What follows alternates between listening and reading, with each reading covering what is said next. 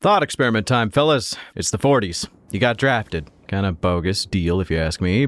At the ripe old age of 19, you were simply given a Winchester Model 1897 and said, I guess we should probably stop the Germans, as they have been acting weirdly lately, so you were thusly deployed. FDR is also being kind of weird lately after they threw him into the giant magical portal that opened up in the middle of New Mexico, which was, play, and it turned out surprisingly good for him. Having him come out like 7 feet tall and talking about how he can hear the angels now telling him that he was chosen by God to rid the world of all the filth that wasn't American. Although disconcerting, it did boost morale. Needless to say, with the angels whispering in his ears and now the scientists' ears that go near the portal, the technology that has been deployed on the battlefield, especially from the stuff that God King Roosevelt has been giving, has been pretty neat. Being strapped with a shotgun that makes most old Germans shudder and a jetpack repulsor lift thing that allows you to actually hoist yourself over long distances with very little effort is pretty neat. Sure, you were inducted a lot faster than most people, as the remainder of your squad are a bunch of veterans, but you are a quick learner after all. You're somewhere in the French countryside. It's night. You finally get a little bit of rest. Your buddy Bruce, fucking love Bruce, somehow was able to sneak a guitar here, and after the scouts reported back that there was nothing but corpses as far as the eye can see, put a pin in that for later, he started playing a tune on said guitar that he had snuck in, which was pretty good to help you guys relax over the night, drinking some of the rationed water that you had and eating some of the shitty tinned rationed food. Though, I will state, what wasn't good for morale was when no one expected those corpses to rise up and start shambling for your group. But before we could get a shot off with our weird lightning gun Tesla Thompsons, Bruce got his brain eaten by Bruce, and we realized swiftly that the hordes of corpses are actually hordes of zombies, as the Axis would call them the Totencore. Needless to say, the night was not as peaceful as we would have wanted, but trust me, it got significantly worse when the German-engineered super werewolves showed up. But that is simply put a common day in the insane world of Konflikt 47.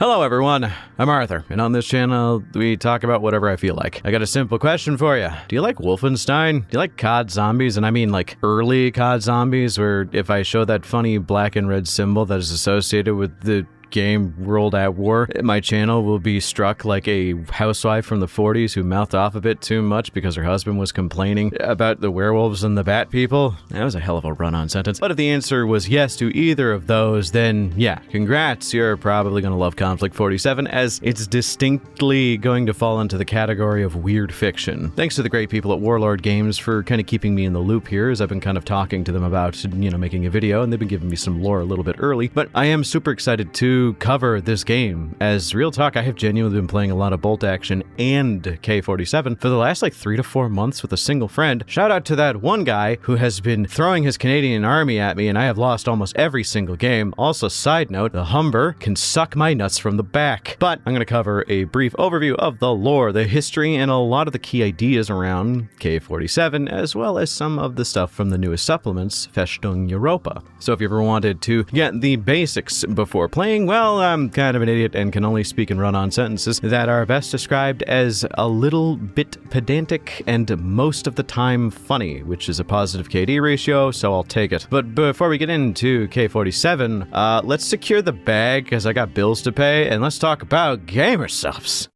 You know what quells the inner demons and silences the horrors of war really well? Pear juice. I mean, it does for me. Thus, why we are back once again with Gamer Sups, fellas. One of the most long-running sponsors on the channel. I've been there through thick and thin to help me not starve to death or go longer than 20 minutes without drinking something caffeinated. As I mentioned, pear juice, which is the undersung brother of apple juice, is a delight not many people talk about. But that's why I'm so happy about the flavor catalog that Gamer Subs has, because Soda Pressed Pear exists. It's one of the lighter flavors they have, but it's so refreshing, and it can be yours for quite a reasonable price at a very large size. No war crimes necessary. Even better still, with code BONEZONE, you get 10% off the whole order. So make sure to do so. You'd also be helping me, the channel, and it means I don't starve to death, which, should be really your prime concern here. So thanks again to GamerSups for being the best gamer bros a guy could ask for. Let's get back into Konflikt 47 and the horrors of war, where pairs probably don't exist anymore, I would hazard a guess towards.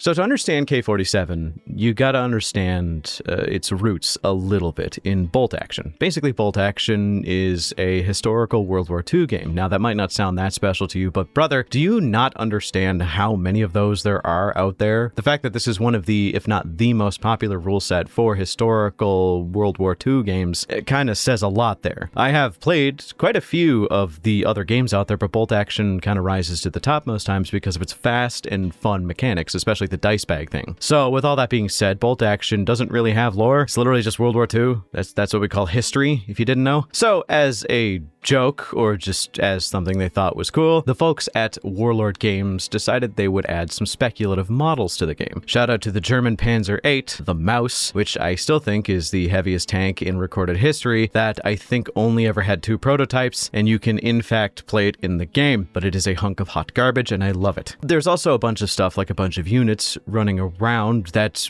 were like hyper-specific to certain areas of the world that never got to see much combat, but for short periods of time they existed, and you could still play them. So you got stuff like the buff squads from, British history, but you also have stuff like the Gurkhas, which, if you're a history buff, me saying the Gurkhas made you perk up a little bit. They were all there, and usually had rules that allowed you to kind of engage in your favorite little game and reenact a lot of the famous battles of World War II. So they decided to make new rules for a new game that was if there was an alternate history take on World War II. I am a fan of alt history. It's basically ending up somewhere on the Wolfenstein spectrum, where they started to add just supernatural elements to the setting, albeit Wolfenstein, depending on the game, leaned more into ghosts and fantasy and the occult. Konflikt 47 leans pretty hard into the category of sci-fi, with everything being pretty out there, and very little of it is kind of magical. But there's a lot of focus on things like weird science and these little rifts that open up. And don't worry, we're going to cover the rifts and their repercussions. It is an alternate history, and it did kind of start a bit small, but it's kind of ending up big. They are selling out pretty consistently, and I can't help but feel it was one of those plays they did on a whim. But it has snowballed into something massive as it is. Like, for context, the only time I've ever been starstruck in my entire life was actually at the Warlord Games booth when I went to go pick up Metal Totencore, because I just like metal miniatures because I have brain damage, I guess. This is such an aside, but this was at Adepticon. I went up because I wanted to buy as many of the Metal Totencore that was there, and you know who fucking showed up? Angry Goddamn Joe, who apparently just really likes this game and covers it on his channel. Like, the man, the myth, the leg end. I grew up watching that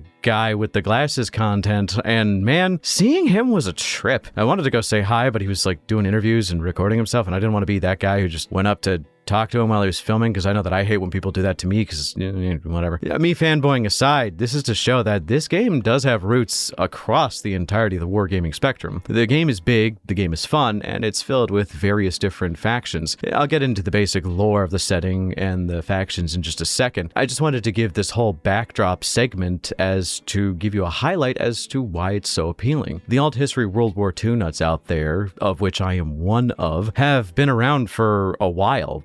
Damn near have been around ever since the inception of World War II, and honestly, I think it's such a good call. It's a callback to something like the old pulp comics from the Golden Age, the weird adventures where there were no superheroes, it's just a bunch of American GIs showing up in the trenches to find horrors untold. It's one of those things that, like, if you go into the Golden Age of comics and you predate the superhero crazes, it actually is pretty ubiquitous with the genre. But stating that, it's not like there isn't still modern representations of this. Even throwing out the idea of Wolfenstein and removing that from the equation, as recent as like a film that was released like, oh god, it was 8 years ago? I thought this was way more recent than, oh man, I feel old now. But yeah, Overlord from 2018, that basically is in a very similar vein and genre, especially with the new release of the new campaign lore books that they're releasing, especially with Volume 1, Festung Europa. Overlord talks about a lot of the same stuff, Axis zombies. And no, I can't say that funny word. YouTube doesn't like it. So the niche has been there, and it's still there to this day. So let's break it down. Talk about the basic history of the factions, a few key characters, and discuss why this setting is so goddamn cool and, maybe interest you in a faction or two. So, let's get into the history of it, as weirdly enough, there is only a few brief expansions onto the alt history side of things. And that's kind of my only single criticism we've had, at least for the longest while it was that. The game of Konflikt 47 is a game first and a setting second, as I said, for the longest while. Because recently there's been a lot of pushes by the folks at Warlord Games who have been putting out more and more books of just straight lore, with the newest edition as of writing this being Festung Europa, Fortress Europe, and with the sequel to this expansion being Invasion America not out yet. So we will talk about everything we know for now, but even though we don't know everything, there is so much meat on these bones to chew on. It's just so interesting, especially if you love alt history stuff. So in short, the main divergence point for the setting is that during the Manhattan Project, the first test bombing of the nuclear bomb in New Mexico went basically the same, aside from the fact that when the first nuclear bomb was dropped, instead of just being an ill portent of this fate for all life on planet Earth, ushering in a new age of atomic anxieties about how the whole world could be wiped out in atomic fire, it's basically that still, but now we have to wonder why there's a literal wound in reality in the middle of New Mexico. But it's also leaking the secrets of reality and defying all science and known laws. Yeah, not much different if you ask me. So, yeah, the bomb went off, and what happened was a rift in reality opened up. We don't know truly what it is. It is basically a source of near infinite energy and potential, whispering secrets of innovation to some, but also just being weird to others. It ended with them working around the clock, seeing how powerful this technology was, to do something similar to that whole nasty Hiroshima business that happened around the 40s. But instead of launching two nukes at Japan, they were going to launch one at Tokyo and one at Germany. Now, initially, the German nuke was slated for Berlin, the capital, but due to pressures from individuals who are actually implied to be German spies, or at least spies for a cult that was working in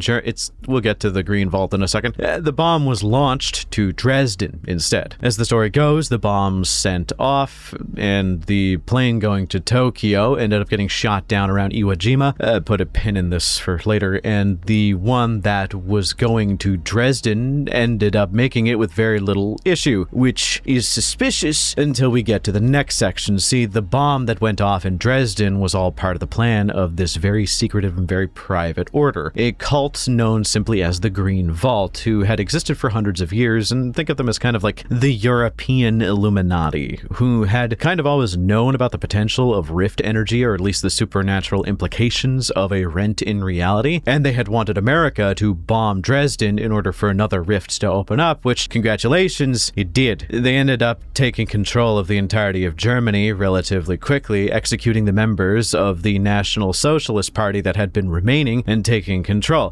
Due to them kind of wanting to rebrand after all that whole World War II business, they tried to rename the entirety of their group, as essentially they did have different motives, still not good ones, dare I say kind of evil, whatever. The Axis was the main name for them now, but they were also known as the New Republic, which makes it so much easier on me because I don't have to worry about the fucking windmill of friendship and tolerance showing up every 5 minutes because I have to talk about World War II. I mean, the new symbol that the Axis chose for their flag, it was basically the Iron Eagle, but more evil, and it's not much better, but this could be worse. Anywho, also, yeah, they're significantly more evil now. Now, with the single-minded goal of taking over Europe and then just the entirety of the world, the Green Vault was very quick to harness the powers of the rift that had opened up over Dresden, thanks to the bombing that the Americans had rushed. Also, Dresden is, almost impossible to penetrate now. As fun fact, rift energies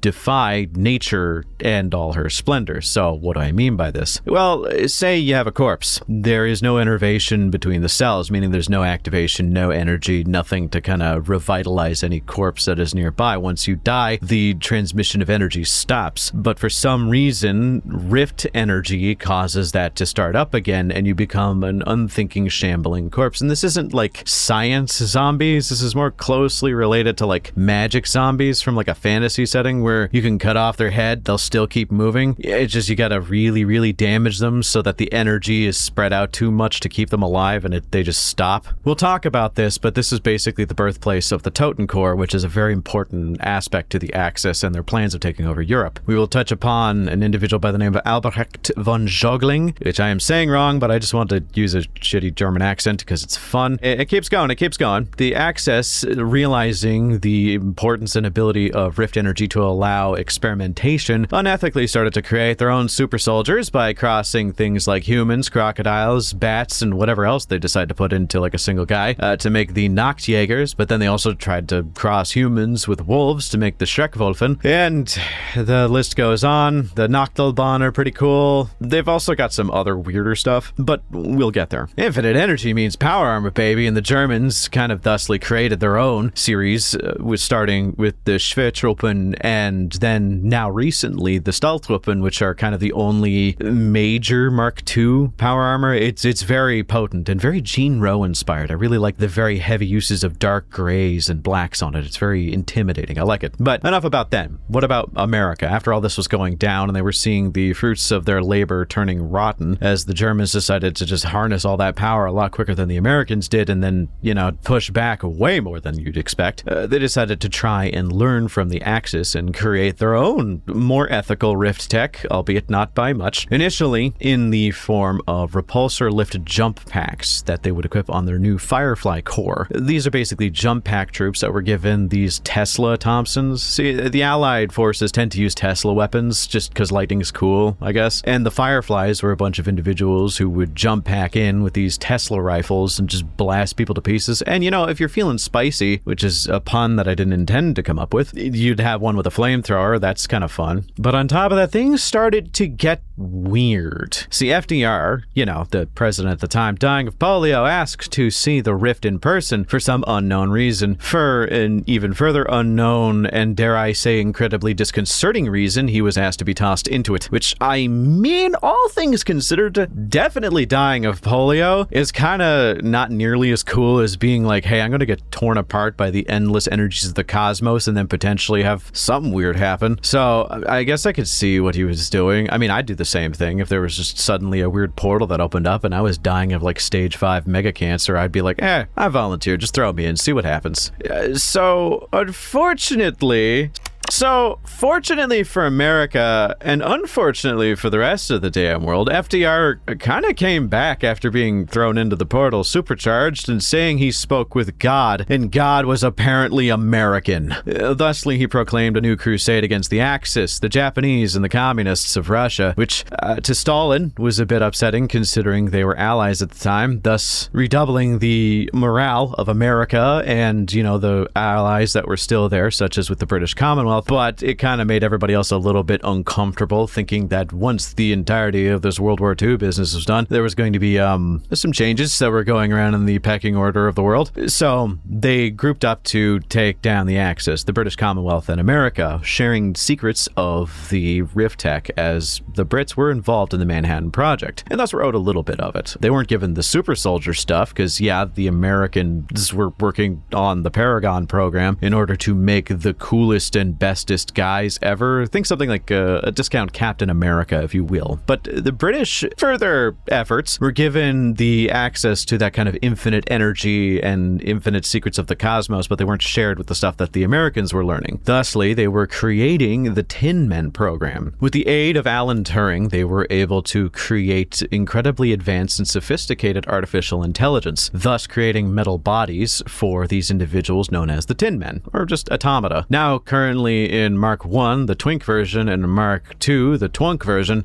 these individual robots were able to man heavier equipment, go without tiring, and were basically mobile gun lines that you didn't really have to feed or waste much resources in. You just had that initial cost and maybe some maintenance when they got back. There's so many interesting stories about them coming through and then potentially showing signs of sapience. Like a good example, in Festung Europa, they introduced the character by the name of B for Birdie, a Tin Man who has potentially gained self-awareness and has a pet rat, and I like that a lot. Apparently he just hides out in the middle of no man's land and helps out any allied troops that are there with the help of his rat best buddy, and I think that that is kind of awesome. I love this dude. So now that we've kind of covered the basics of America, a little bit about Germany, a little bit about the Axis, and a little bit about the British Commonwealth, let's go into the remaining guys. And also, I did neglect to talk about the Walker mechs because those are kind of important. Yeah, those exist, but let's cover those in a second, okay? The Soviets decided that with the severing of the support from the Allies, they would kind of do their own shit, which I guess Japan did too, but with the Soviets, they are probably the worst off in their own weird way. Basically, they did have KGB spies in the Manhattan Project that found out about Rift Tech, and they asked if they could take some of it to help along the cause in the European front,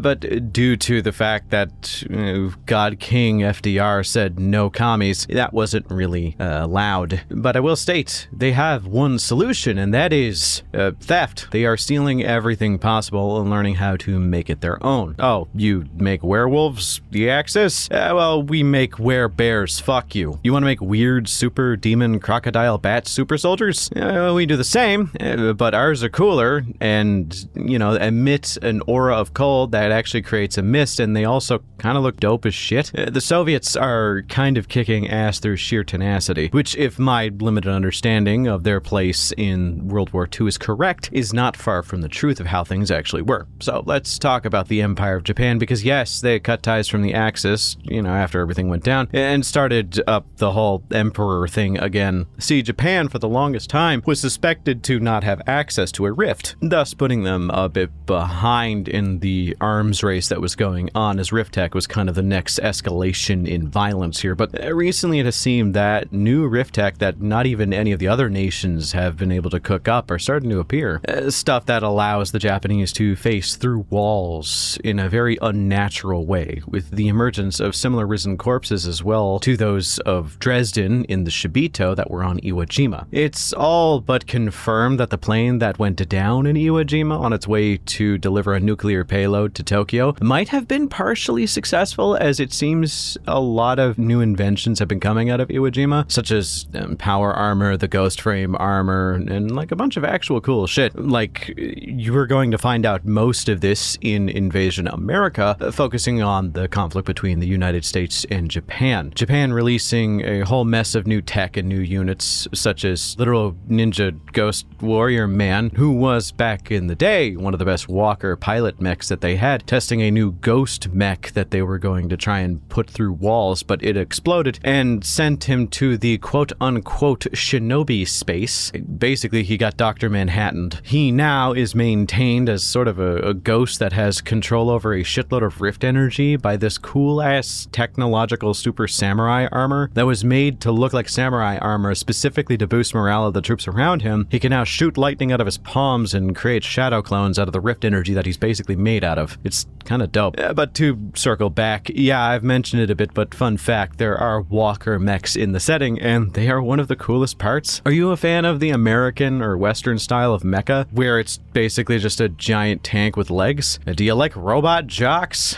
I do. It was a kick-ass movie. Every faction has Walker mechs of some sort, and I think they all look cool. With the Germans mostly using multi-legged spider and bug-themed mechs, and even the Japanese having their little scorpion tanks. They're really, really cool looking, with each of them having different effects and different bonuses, but then you get stuff like the British Commonwealth and the Americans who share similar tech, so a lot of their stuff is very bipedal, or bipedal, whichever is correct. Before you ask, yes, you can actually actually fight with robots in melee combat, and it is glorious. And some do it significantly better than others, and you could probably guess which ones do that. In the modern day of the lore, or at least pre-invasion America, as that's where we're at, we have to discuss the Totencore issue, as it's kind of the biggest problem in Europe at the moment, as the zombies and the main dude who experiments on them, Albrecht von Zogling, a man who is like if Mengele had less oversight and more of an interest in corpses than the living, was able to actually find a way to create zombies outside of just